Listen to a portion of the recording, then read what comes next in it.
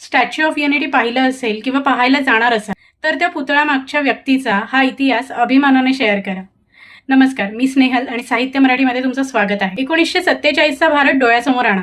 देश स्वतंत्र झाला होता, पण भारत आज आपण नकाशावर जसा पाहतो तसा एकसंध देश अजून तयार झालेला नव्हता. ब्रिटिशांच्या थेट राजवटीखालील प्रदेशांबरोबर तब्बल 565 संस्थानं होती, म्हणजे शेकडो राजे, महाराजे आणि नवाबांच्या राजवटी.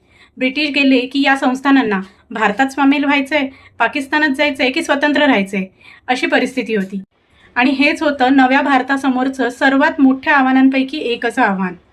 याच वेळी पुढे आले भारताचे पहिले गृहमंत्री आणि उपपंतप्रधान सरदार वल्लभभाई पटेल.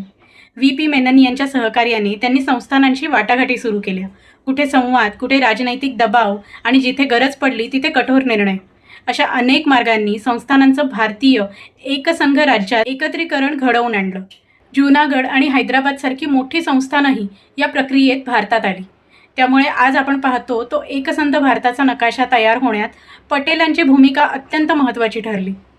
जगाच्या इतिहासात जर्मनीच्या एकीकरणासाठी ऑटो फॉन बिस्मार्क प्रसिद्ध आहेत. याच धर्तीवर सरदार पटेलांना अनेकदा भारताचे बिस्मार्क असंही म्हटलं जातं. पण पटेलांचं आव्हान वेगळं होतं.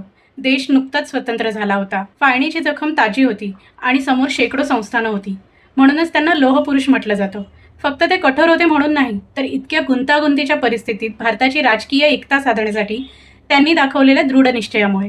आणि म्हणूनच पुढच्या वेळी स्टॅच्यू ऑफ युनिटी पाहाल तेव्हा फक्त त्या उंच पुतळ्याकडे पाहू नका.